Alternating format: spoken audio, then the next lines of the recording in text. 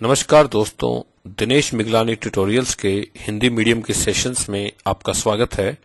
यह हमारा coding decoding का कॉन्सेप्ट सेशन है, जिसे हम हिंदी में कूट लेखन एवं कूट वाचन कहते हैं।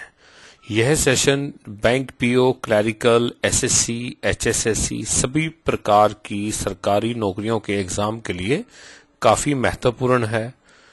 अधिक वीडियोस के लिए आप हमारी वेबसाइट www.dineshmiglani.com पर लॉगिन कर सकते हैं, जिसमें आपको सभी प्रकार के कॉन्सेप्ट सेशंस एवं प्रैक्टिस सेशंस मिलेंगे। आपसे एक्सपेक्टेड है कि आप हमारे वीडियोस को अपने फ्रेंड्स के बीच में शेयर करिए, ताकि वो भी बिना कुछ पैसा स्पेंड किए गवर्नमेंट जॉब्स की तैयारी कर सकें। चलिए हम अपने सेशन से स्टार्ट करते हैं, कोडिंग डिकोडिंग कंसेप्ट सेशन। देखिए, जब हम कोडिंग डिकोडिंग की बात करते हैं तो कोडिंग डिकोडिंग से जनरल मतलब क्या होता है कि एक स्पेसिफिक पैटर्न के ऊपर आपको किसी भी वर्ड को, किसी भी चीज को किसी और पर्टिकुलर कोड में डाल दिया जाता है। ठीक है, जैसे एक छोटा सा एग्जांपल दूंगा। मान लीजिए आपको मैंने लिख दिया भी राम एक मेरा वर्ड है, राम का कोड कर दिया SBN, राइट। अब आपको ये कहता है भी इसके बेस पे आप बताइए शाम का कोड क्या होगा। ये एक तरह से सिंपल सा क्वेश्चन है, एक कॉन्सेप्ट बताने के लिए। तो देखो, हमारा ऑब्जेक्टिव क्या है, हम ये देखेंगे भी क्या पैटर्न लगाया गया कि राम से SBN बना। ये हमारा इंपॉर्टेंट यहां पर है। ठीक है, अब देखो, अगर हम ध्यान से ऑब्जर्व करें, R का S हो गया, A का B हो गया, M का N हो गया, मतलब सभी के अंदर हमने +1 कर दिया, नेक्स्ट अल्फाबेट ले लिया। ठीक है, इसका मतलब क्या हुआ कि अगर आप इस चीज को समझ पाए, ठीक है, उसके बाद तो अब सिंपल क्वेश्चन है, हमें इसके बेस पर शाम का कोड लिखना है तो हम लिख सकते हैं। S का T हो जाएगा, H का I, A का B और M का N। तो ये हमारा आंसर हो गया। ठीक है, तो इस तरह से कोडिंग डिकोडिंग का जो बेसिक कॉन्सेप्ट ये है कि जैसा भी स्टेटमेंट आपको दिया है, आपने ये समझना है उसमें किस नियम को यूज किया गया है, किस तरह से वो जो चेंज हुआ है वो कैसे हुआ है। एक बार उस परिवर्तन की विधि आपको समझ में आ जाए तो हम अपने क्वेश्चन का आंसर बहुत इजीली कर सकते हैं। कोडिंग डिकोडिंग की टाइप्स को करने से पहले कुछ बेसिक चीजें हमें याद रखनी है, जो आपके लिए काफी इंपॉर्टेंट है। जिसके अंदर सबसे पहली चीज है, हमें A से लेकर Z तक सभी अल्फाबेट्स की प्लेस वैल्यू पता होनी चाहिए। ठीक है, ऑल्दो हम याद तो नहीं कर सकते, भी सभी का तो याद नहीं कर सकते, तो उसके लिए हमने एक टेक्निक बना लिया इजोटी के नाम से, AEJOTY। ठीक है, इजोटी का क्या मतलब है, ये 5वां प्लेस पे आता है, ये 10th प्लेस पे आता है, ये 15th पे आता है, ये 20th पे आता है और ये किस पे आता है, 25 पे। ठीक है, हमने एक कॉन्सेप्ट बना लिया इजोटी के नाम से। E मतलब 5वां प्लेस है, J 10th प्लेस है, O 15th प्लेस है, T 20th प्लेस है और Y कौन सा प्लेस है, 25th प्लेस है। ठीक है, कुछ प्लेसेस हमें वैसे याद रहते हैं, जैसे देखिए M है, M 13th प्लेस पे होता है और N 14th प्लेस पे होता है। ठीक है, भी M के बाद हाफ हो जाता है ये, क्योंकि टोटल 26 अल्फाबेट होते हैं, तो M के बाद ये सारा जो है वो क्या हो जाता है, हाफ हो जाता है। ठीक है, तो अगर हमें इजोटी पता है, अब मान लीजिए मुझे S का बताना है। ठीक है, तो मैं देखूंगा अभी T के पास है S, एक पहले है, तो S का कितना हो गया, 19 हो गया। सपोज मुझे Q का बताना है। ठीक है, अब देखिए Q कहां पर होता है, OPQ, O 15 है तो P 16 है, तो Q कितना हो जाएगा, 17 हो जाएगा। राइट, तो पहली चीज तो क्या है कि आप इस चीज को याद कर लेंगे, इजोटी के कॉन्सेप्ट को। राइट, अब इसके बाद अब हमें ये तो समझ में आ गया भी A to Z अगर हमें किसी भी पर्टिकुलर अल्फाबेट का प्लेस वैल्यू निकालना है तो मैं स्टार्टिंग से निकाल सकता हूं। ठीक है, अब अगर इसको आधा कर दिया जाए, हाफ मतलब A से लेकर M तक मैंने लिख दिया। ठीक है, M के बाद अब मैंने इस गिनती को उल्टा लिखना स्टार्ट करा, NOPQR up to Z। Right, मतलब पहले 1 से 13 अल्फाबेट आपने लिखे, अब आपने इस काउंटिंग को उल्टा लिख दिया, ठीक है। तो अब आपको ये बताना है कि कौन से अल्फाबेट के अपोजिट में क्या आ रहा है। जैसे हमें दिख रहा है अभी ए के अपोजिट में क्या आ रहा है, जेड आ रहा है, ठीक है। एम के अपोजिट में क्या आ रहा है, एन आ रहा है, ठीक है। तो अब इसको याद कैसे किया जाए, अभी कौन सा अल्फाबेट किसके अपोजिट में आएगा अगर पूरी सीरीज को हाफ कर दिया जाए, राइट। तो इसके दो तरीके हैं हमारे पास में।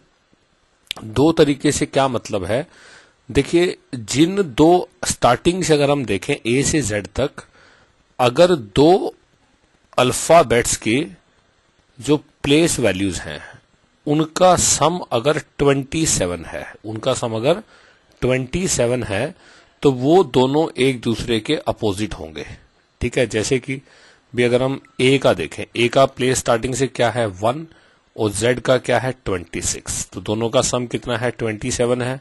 तो हम ये कह सकते हैं कि ए जेड जो है वो ए के विपरीत होगा अगर पीछे से गिनती स्टार्ट की जाए, ठीक है। अब जैसे मान लीजिए मुझे जे का निकालना था, ठीक है। अब देखो आप ये देखो भी जे का स्टार्टिंग से कौन सा प्लेस है, इजोटी के हिसाब से 10 है, ठीक है। इसका मतलब अगर मुझे इसका अपोजिट निकालना है तो मुझे वो अल्फाबेट चाहिए जिसका स्टार्टिंग से क्या प्लेस हो 17th। अब देखो इजोटी के हिसाब से ओ का 15 है, ठीक है। ओ के बाद पी और क्यू, तो क्यू का 17 होगा। तो हम ये कह सकते हैं जे का अपोजिट क्या है क्यू, ठीक है। तो जे का अपोजिट क्या हो जाएगा, क्यू हो जाएगा। इस तरह से हम अपना आंसर निकाल सकते हैं, ठीक है। तो रूल बिल्कुल सीधा है भी, अगर हम ए से जेड तक के अल्फाबेट्स की प्लेस वैल्यूज को अपने माइंड में बिठा ले, तो उसके बाद अगर मुझे ये बताना है कि किस पर्टिकुलर अल्फाबेट के अपोजिट में कौन सा अल्फाबेट आएगा, अगर उसको हाफ लिखा जाए या काउंटिंग रिवर्स करके लिखी जाए, तो उनके प्लेस वैल्यू का सम जो है वो 27 होना चाहिए, ठीक है। तो अगर 27 जैसे ही हो जाए मतलब वो उसके अपोजिट होगा, राइट। एक टेक्निक और भी हम याद कर लेते हैं कुछ पर्टिकुलर अल्फाबेट्स के लिए। जैसे ये होता है उफ लव बाय शर्ट जी, उफ लव बाय शर्ट जी, ठीक है। मतलब कि जो दो साथ साथ है वो आपस में एक दूसरे के अपोजिट है। इससे हम ये कह सकते हैं, देखो यू का, एल का, वी का, बी का, एस का, आई का, टी का, इन सब का हमें याद हो गया उफ लव बाय शर्ट जी, ठीक है। तो मतलब मान मुझे बी का निकालना है तो बी का वाई है, एस का निकालना है तो एच है, टी का निकालना है तो जी है, यू का निकालना है तो एफ है, एल का ओ होगा, वी का ई होगा, ठीक है। और आई का क्या हो जाएगा आर, ठीक है। तो इस तरह से हम कुछ अल्फाबेट्स को याद कर लेंगे और बाकी को निकालने के लिए उसके आगे पीछे करके हम उसे मैच कर सकते हैं। आप ऐसे भी याद कर सकते हैं, या जो पहले वाला मेथड आपको मैंने बताया वो भी एक अच्छा कारगर मेथड है जिसके थ्रू इजीली आप निकाल सकते हैं, राइट। अब इतना समझने के बाद अब हम इसके डिफरेंट टाइप्स ऑफ क्वेश्चंस करेंगे। कोडिंग डिकोडिंग के अलग अलग प्रकार के क्वेश्चंस क्या क्या होते हैं एक एक करके समझेंगे। देखिए फर्स्ट टाइप का जो क्वेश्चन है ये हमारा जनरल स्टेटमेंट होता है, ठीक है। मतलब कोई भी एक आपको वर्ड दे दिया और उसमें या तो इंक्रीज हो सकता है सभी अल्फाबेट्स के अंदर, सेम भी हो सकता है, ठीक है, या डिक्रीज भी हो सकता है, या एक में इंक्रीज एक में डिक्रीज भी हो सकता है, कोई भी पैटर्न हो सकता है, ठीक है। जैसे कि मैंने एक एग्जांपल लिया, आपको दिया हुआ है राइट का कोड WRITE, राइट को कोड किया गया है VQHSD, ठीक है। अब हमें ये बताना है अगर राइट का कोड ये है तो माइट का कोड क्या होगा, ठीक है। अब देखो हम क्वेश्चन को ध्यान से ऑब्जर्व करें भी कैसे चेंज हो रहा है। V यहां W है या V है, तो हमें पता है VW होता है, QR होता है, HI होता है, मतलब माइनस हो रहा है, एक एक पीछे जा रहा है ये, ठीक है। जैसे ही अब आपको ये समझ में आ गया, अभी ये एक एक पीछे जा रहा है, तो आप देखिए एम से पहले क्या होता है एल, आई से पहले एच, जी से पहले एफ, एच से पहले जी और टी से पहले क्या होता है एस। इसका मतलब माइट का कोड क्या हो गया, L H F G S. ये हमारा आंसर होगा। ये आपका 1 का डिक्रीज भी हो सकता है, 2 का डिक्रीज भी हो सकता है, वो सब क्वेश्चन डिपेंडेंट है। तो इसलिए हमें एक स्टेटमेंट को बड़े ध्यान से ऑब्जर्व करना है, और जैसे ही स्टेटमेंट आपका ऑब्जर्व हो जाएगा फिर हम अपना आंसर इजिली निकाल सकते हैं, राइट। जैसे मान लीजिए आपको मैंने लिखा सिस्टर का जो कोड है ये आपको दे दिया RHRSDQ, RHRSDQ, ठीक है। तो आपको ये बताना है अंकल का कोड क्या होगा, ठीक है। अब आप ये देखिए कि सिस्टर का कोड अगर RHRSDQ है तो क्या पैटर्न चल रहा है। देखो एस से पहले आर है, और आई से पहले एच है, एस से पहले आर है, फिर टी से पहले एस है, ई से पहले डी है। मतलब हमें पता चल गया कि एक एक माइनस हो रहा है। तो अंकल का कोड आपको निकालना है, तो टी एम बी के डी, ठीक है। तो ये क्या कोड हो गया, ये अंकल का कोड हो जाएगा, ये हमारा आंसर होगा। तो इंपॉर्टेंट चीज यहां पर ये है कि आपको ये देखना भी किस तरह से पैटर्न चेंज हो रहा है, राइट। जैसे कि आपको मैंने लिखा नाइफ का कोड KNIFE, ठीक है। नाइफ का कोड हमें गिवन है MPKHG, MPKHG, ठीक है। इसके बेस पे आप ये बताइए DTGCF का कोड क्या होगा, DTGCF का कोड क्या होगा, राइट। अब अगर हम ऑब्जर्व करके देखें, K का M हुआ तो KLM, ठीक है। N का P हुआ NOP, IJK, FGH, राइट। इसका मतलब अब क्लियर है। D का क्या होगा, E को छोड़ दीजिए F, T के बाद U को छोड़ा V, GHICDE, FGH, राइट। तो इसका मतलब हम क्या कहेंगे, DTGCF का कोड क्या होगा, FVIEH। ये हमारे क्वेश्चन का आंसर होगा, राइट। अब ऐसे ही आपको मैंने लिखा कि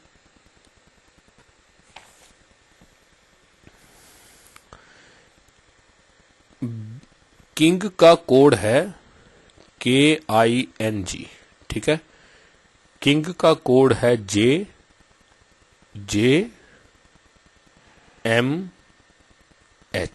राइट। तो आप इसके बेस पे ये बताइए रेन का कोड क्या होगा, RAIN का। अब फिर आप ऑब्जर्व करके देखो, K से पहले J है, I के बाद J है, मतलब पहले माइनस हो रहा है फिर प्लस हो रहा है। N से पहले M है, माइनस हो रहा है, G के बाद प्लस हो रहा है, ठीक है। इसका मतलब अब मुझे अगर रेन का कोड निकालना है तो R से पहले क्या हो जाएगा Q, A के बाद B, I से पहले क्या होगा H और N के बाद O, राइट। तो रेन का कोड कितना हो जाएगा, QBHO। ये हमारा आंसर होगा, ठीक है। तो कोडिंग डिकोडिंग में कैसा भी स्टेटमेंट हो सकता है, जैसे कि मैंने आपको लिखा स्टेट, STATE, स्टेट का कोड है ETATS, ठीक है। तो इसके बेस पे आप बताइए एप्पल का कोड क्या होगा, ठीक है। आप देखो, ऑब्जर्व करके देखो, स्टेट का कोड अगर ये है तो ये क्या चल रहा है, रिवर्स हो रहा है, ETATS। इसका मतलब अगर मुझे एप्पल का कोड निकालना है तो ELPPA, तो ये एप्पल का कोड हो जाएगा, ये हमारा आंसर होगा। कोई फिक्स पैटर्न नहीं होता, क्वेश्चन किसी भी तरीके से हो सकता है, राइट। कुछ और एग्जांपल्स लेते हैं आपके कॉन्सेप्ट को क्लियर करने के लिए। मान लीजिए आपको लिखा स्कूल का कोड, SCHOOL, स्कूल का कोड आपको दिया MPPIDT, राइट। अब आपको बताना है एब्सकॉन्ड का कोड क्या होगा। इसके बेस पर एब्सकॉन्ड का कोड क्या होगा, ठीक है। अब ऑब्जर्वेशन है आपकी, देखो स्कूल है SCHOOL, यहां MPPIDT हुआ। देखो L लास्ट से स्टार्ट करें तो L का नेक्स्ट M होता है, तो हमने उसको फर्स्ट बना लिया। O का P होता है, O का नेक्स्ट P होता है, H से नेक्स्ट I होता है, C से नेक्स्ट D होता है, S से नेक्स्ट T होता है। इसका मतलब पहले इसे रिवर्स कर लो, NOCSBA। अब एक एक आगे कर दो, N से आगे O के आगे P, C के आगे D, S के आगे T, B के आगे C, A के आगे B, राइट। तो हम क्या कह सकते हैं, NOCSBA का जो कोड होगा OPDTCB होगा, यह हमारा आंसर होगा, राइट। ऐसे ही एक और एग्जांपल लेते हैं। मान लीजिए आपको दिया है king is coded as, king का जो कोड है PRMT, ठीक है। हमें इसके बेस पे बताना है रेन का कोड क्या होगा, ठीक है। अब देखो आप ध्यान से देखिए, क्या आप कोई ऑब्जर्वेशन निकाल सकते हैं? K है तो P हुआ, I का R हुआ, N का M हुआ, कोई ऑब्जर्वेशन नहीं है। रिवर्स करके भी देखा तो कोई ऑब्जर्वेशन नहीं आ रही। बट एक चीज यहां मैं कह सकता हूं कि I और R ये आपस में एक दूसरे के अपोजिट है। अगर हाफ को लिखा जाए तो I R के अपोजिट आता है, ठीक है।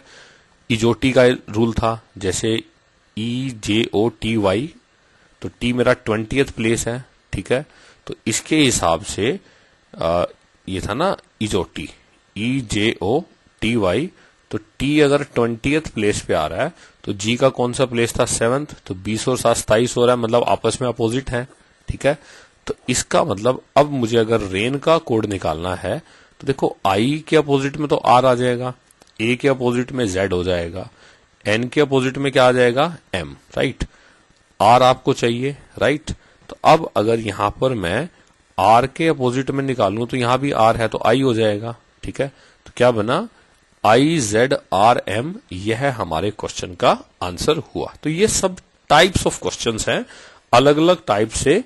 पहला वैरायटी है जिसमें कोई भी पैटर्न के ऊपर आपको कोड दिया होगा, आपने उसे ध्यान से समझ के उसे कोड को सॉल्व करना है, राइट। इसके बाद हम सेकंड टाइप के क्वेश्चन लेंगे, टाइप 2।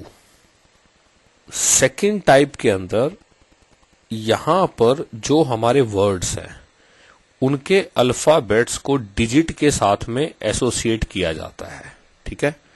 अब वो जो डिजिट के साथ में एसोसिएट किया गया है, या तो उसका प्लेस वैल्यू होगा जो उसका एक्चुअल प्लेस वैल्यू है, नहीं तो किसी बेसिक पैटर्न पे उसे दिया होगा। जैसे आपको मैंने लिखा चेयर, ठीक है, CHAIR,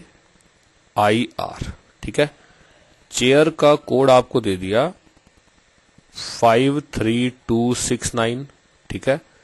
और ऐसे ही ईट, EAT, ईट का कोड आपको दिया 729। इसके बेस पे मुझे हियर का कोड चाहिए, HEAR, ठीक है। अब आप देखिए, अब देखो ये चीज आप ध्यान रख ले, जहां भी दो कोडिंग आपको दे रखी हो, इसका मतलब पहली ऑब्जर्वेशन आपकी यही होनी चाहिए, क्या इनमें सेम प्लेस वैल्यू पे सेम कोड आ रहा है या नहीं आ रहा। देखिए जैसे A है, यहां भी A है, तो मिडल में थर्ड प्लेस पे 2 आ रहा है, यहां भी 2 आ रहा है। जैसे ही ये चीज आपके सामने आ जाए तो एक चीज आप क्लियरली कह सकते हैं कि हियर जैसे उसने पूछा है, तो हमें हियर में देखिए क्या हियर के सभी अल्फाबेट इन दोनों में हैं, HEAR सभी हैं। देखो H का प्लेस पर 3 है, यहां पर E के प्लेस पे कितना है 7, A के प्लेस पे 2, R के प्लेस पे 9। तो हम क्या कह सकते हैं कि अगर चेयर का कोड 53269 है, ईट का कोड अगर 729 है, तो इसके बेस पे हियर का कोड कितना होगा, 3729। ये पहली टाइप के क्वेश्चंस हैं। सेकंड टाइप में आपको अल्फाबेट के प्लेस वैल्यू का एडिशन हो सकता है, जैसे कि आपको गिवन है कैट का कोड 24 है, ठीक है, और सैड जो है इसको हम क्या लिख सकते हैं, 24 लिख सकते हैं। तो आपको ये बताना है शी को क्या लिखें, ठीक है। अब एक बात तो क्लियर है, बिल्कुल साफ दिख रहा है कि हम यहां पर जैसे कैट है तो अब ये इंडिविजुअल प्लेस वैल्यू तो है नहीं, तो देखो सी का कौन सा प्लेस है अल्फाबेट में, थर्ड, ए का कौन सा होता है 1 और टी का होता है 20th, तो टोटल सम कितना आ रहा है 24 आ रहा है। इसको वेरीफाई करने के लिए उसने सैड भी दिया है, ठीक है। अब अगर हम सैड की बात करें तो एस का क्या प्लेस होता है 19, ए का 1 और डी का 4, इसका सम भी 24 आ रहा है। तो ये इस पर्टिकुलर पॉइंट को स्ट्रोंग करता है कि जिस जिस प्लेस पे जो जो अल्फाबेट है आप उसका प्लेस वैल्यू लिखो और उनको ऐड कर दो। जैसे एस है, एस का 19 है, ठीक है, फिर हमारे पास में एच है 8, ई का क्या होता है 5, तो 27 और 5 32, राइट। तो हमारे क्वेश्चन का आंसर कितना हो गया 32, यह हमारे क्वेश्चन का आंसर होगा, राइट। तो इस तरह से कोई भी आपको स्ट्रक्चर बना के दिया जा सकता है जिसके बेस पे हम अपना आंसर निकालते हैं। तो इस तरह के क्वेश्चंस भी एग्जामिनेशंस में काफी पूछे जाते हैं। ये बहुत ध्यान से करने वाले क्वेश्चंस होते हैं। जैसे कि मान लीजिए आपको मैंने लिखा टीचर, TEACHER, ठीक है, और टीचर का कोड मुझे दे दिया 7, फिर कहता है हीट, हीट का कोड हमें दे दिया 4, तो आप बताइए स्कूल का कोड क्या होगा, ठीक है। अब ये हमारी ऑब्जर्वेशन है, जैसे टीचर का कोड 7 है, देखिए 3 और 4 7 अल्फाबेट्स हैं, ठीक है। ऐसे ही हीट है, हीट में 4 अल्फाबेट्स हैं, तो इसका मतलब अब मुझे कोई पर्टिकुलर प्लेस वैल्यू से मतलब नहीं है, यहां मैं डायरेक्ट कह सकता हूं भी स्कूल का कोड क्या होगा 6, क्योंकि 6 अल्फाबेट्स हैं और ऊपर दिए गए क्वेश्चन के हिसाब से 6 अल्फाबेट ही यूज हो रहे हैं, तो आंसर क्या होगा 6 अल्फाबेट्स, यह हमारा आंसर होगा, ठीक है। तो यह हमारी सेकंड टाइप ऑफ क्वेश्चंस होते हैं कोडिंग डिकोडिंग के अंदर। इसके बाद थर्ड टाइप होती है, बहुत ही सिंपल सी टाइप होती है, बट इसका क्वेश्चन अगर कॉन्सेप्ट नहीं पता है तो गलती हो जाती है। जैसे कि इसमें हर शब्द का एक दूसरे शब्द के रूप में एक कोड दिया होता है। जैसे कि मैंने आपको कहा कि पानी को हम, पानी का क्या कोड दिया हुआ है, पानी को लाल कहते हैं हम, ठीक है। फिर लाल को हम हरा कहते हैं, लाल का कोड क्या है हरा, हरे को हम बादल कहते हैं, ठीक है, और बादल का कोड क्या है सफेद, बादल का कोड क्या दिया हुआ आपको सफेद, राइट। फिर हमें ये कह दिया सफेद का कोड क्या है नीला, सफेद का कोड क्या है नीला, और नीले का कोड क्या है आकाश, नीले का कोड क्या है आकाश, राइट। अब इसके बाद आपसे क्वेश्चन पूछा, बताइए खून का रंग क्या होता है, ये क्वेश्चन है खून का रंग क्या होता है, ठीक है। अब देखो वैसे तो हमें पता है खून का रंग क्या होता है, लाल रंग होता है, ठीक है, बट हम लाल को क्या कह रहे हैं यहां पे हरा, तो आप जो आंसर करोगे क्या आंसर करोगे हरा, ठीक है। क्यों, क्योंकि इसमें जो आपने जो भी क्वेश्चन आपसे पूछा है, क्वेश्चन ऐसा होगा जो जनरल क्वेश्चन है जिसको आप इजीली बता पाएंगे, ठीक है, बट आंसर लिखते टाइम आप ये देखेंगे कि अगर खून का रंग लाल है तो आप ये देखिए क्वेश्चन के अंदर भी लाल को क्या कहते हैं, लाल को हम हरा कहते हैं, ठीक है। तो हमारे क्वेश्चन का आंसर क्या हो जाएगा हरा, यह हमारा आंसर होगा, ओके। ये हमारी टाइप 3 है, राइट। इसके बाद नेक्स्ट टाइप 4 क्वेश्चन होते हैं जो काफी इंपॉर्टेंट क्वेश्चन है, आजकल बैंक पीओ के एग्जाम के अंदर 3 से 4 क्वेश्चंस इस पर्टिकुलर टाइप में आ जाते हैं। ठीक है, अब देखो इसमें क्या कॉन्सेप्ट है टाइप 4 के अंदर, क्वेश्चन से ध्यान से समझेंगे। इसमें आपको कुछ वर्ड्स के कोड दिए होंगे, जैसे कि आपको कह दिया he loves wife, he loves wife. ठीक है, यह इसका कोड क्या है, ही लव्स वाइफ का जोर का कू। ठीक है, फिर हमें कह दिया beautiful bird, beautiful bird, beautiful bird का जो कोड हमें दिया हुआ है वो आपको दे रखा है माँ है। ठीक है, फिर हमें कह रखा है wife is beautiful, wife is beautiful. ये कुछ भी वर्ड्स हो सकते हैं, ये कोई वर्ड से कोई इसका इंटरलेशन नहीं है। इसका कोड हमें दिया है जोर गा है, जोर गा है। ठीक है, अब आपसे वो सभी का कोड पूछ सकता है। ठीक है, या कोई पर्टिकुलर वर्ड देके उसका कोड आपसे पूछेगा, या ऐसा भी कह सकता है बताइए इसमें से किन किन वर्ड्स का कोड आप नहीं निकाल सकते। ठीक है, अब देखो ऐसे क्वेश्चन को आंसर करने का जो हमारा तरीका होता है, क्या वे आउट होता है, आप कॉमन वर्ड देखेंगे, जैसे he loves wife, wife is beautiful, तो इन दोनों में क्या कॉमन है, वाइफ कॉमन है। तो आप ये देखिए कोड कौन सा कॉमन है, जोर, तो आप कह देंगे कि वाइफ का कोड क्या है, जोर। एक कोड मिल गया मुझे। ठीक है, इसके बाद नेक्स्ट थिंग, यहां ब्यूटीफुल है, यहां ब्यूटीफुल है, इन दोनों में क्या कॉमन है, ब्यूटीफुल, और कोड क्या कॉमन है, इसका मतलब हम ये कह सकते हैं कि ब्यूटीफुल का कोड क्या हो जाएगा, ब्यूटीफुल का कोड हो जाएगा हे, HAI।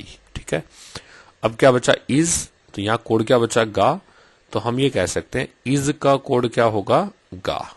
राइट, ऐसे ही अब यहां बर्ड बचा हुआ है, तो इसके हिसाब से बर्ड का कोड क्या हो जाएगा, माँ, तो हम क्या कह सकते हैं, बर्ड का कोड क्या रहेगा, माँ।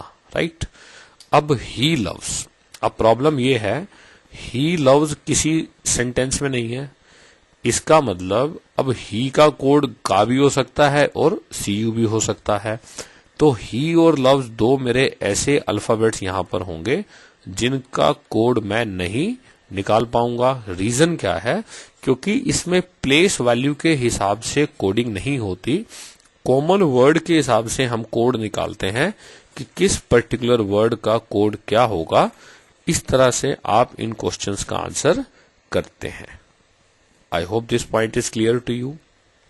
एक एग्जांपल और लेंगे ताकि आपको यह टाइप के क्वेश्चंस पूरे समझ में आ जाए। जैसे कि आपको दिया हुआ है not an even contest, not an even contest. ठीक है, इसका कोड क्या है, नोट एन इवन कंटेस्ट का जा ला नो पे, जा ला नो पे। ठीक है, ऐसे ही not even a bruise, not even a bruise, BRUISE। ठीक है, इसका कोड है की पे सी ला, की पे सी ला। ठीक है, ऐसे ही आपको दिया हुआ है N honour for me, N honour for मी। ठीक है, और इसका कोड हमें दिया है जे बा जाफो, जे बा जाफो। ठीक है, आपको ये बताना है कि नो किसका कोड है, ये हमारा क्वेश्चन है। ठीक है, अब देखिए not an even contest, not even, not even. ठीक है, अब दो अल्फाबेट्स तो मुझे पता है, अब इन दोनों में कॉमन क्या क्या है, इन दोनों में कॉमन है ला और पे।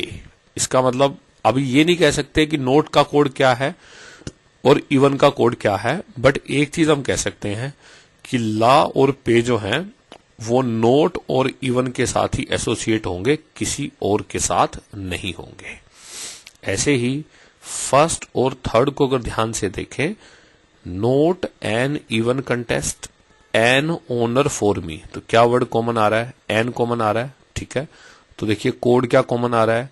जा कोड कॉमन आ रहा है, ठीक है। इसका मतलब हमें यह भी पता चल गया कि एन का कोड क्या है? जा। तो हमारा क्वेश्चन है नो किसका कोड है? तो मेरे पास एक ही वर्ड बचा हुआ है कंटेस्ट, तो नो किसका कोड है? नो कंटेस्ट का कोड होगा, यह हमारे क्वेश्चन का आंसर बनेगा, राइट। तो इस तरह से ऐसे क्वेश्चंस एग्जामिनेशंस में आपके आते हैं। अभी तो मैंने 4 पेयर्स लिए हैं, ये ज्यादा बड़े भी हो सकते हैं। आजकल बैंकिंग एग्जामिनेशन में इस तरह के क्वेश्चन पूछे जाते हैं। तो यह हमारी कोडिंग डिकोडिंग की टाइप्स हैं, ठीक है। इसके बाद हम प्रैक्टिस सेशंस लेंगे, जिसके अंदर हम विभिन्न प्रकार के क्वेश्चंस को सोल्व करके देखेंगे, ताकि हमें कॉन्सेप्ट याद हो जाए। अधिक वीडियोस के लिए आप हमारी वेबसाइट www.dineshmiglani.com पर लॉगिन कर सकते हैं, जिसपे हमने सभी प्रकार के वीडियोस को एक प्रॉपर फॉर्मेट में दिया है, ताकि वो आपकी गवर्नमेंट जॉब्स की तैयारी में आपके काफी हेल्पफुल हों। धन्यवाद।